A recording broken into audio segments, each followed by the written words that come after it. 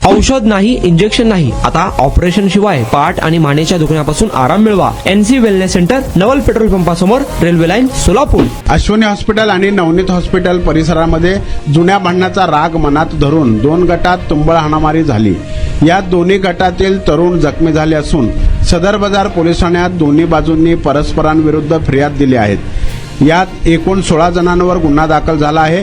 या प्रकरणी कृष्णा मनसावाले, धनराज मनसावाले यांना अटक केली आहे.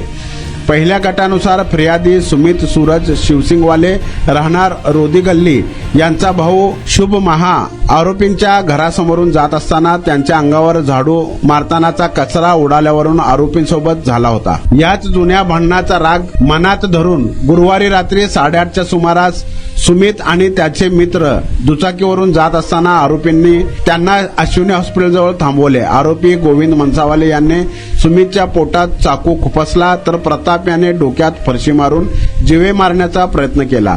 इतर आरोपींनी लाथाबुक्क्यांनी मारहाण केली अशा आशयाची फिर्याद दिली.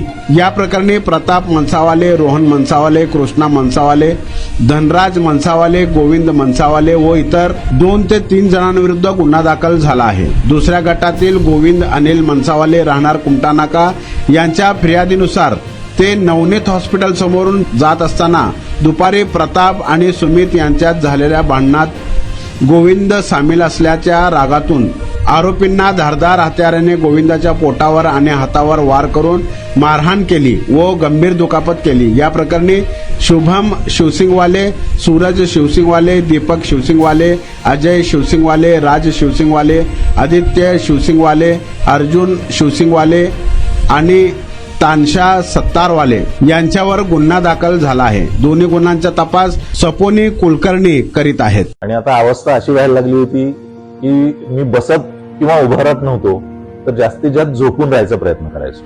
सलगपणे आपण एखादं काम करायला लागलो की बॅकमध्ये पेन येतोय.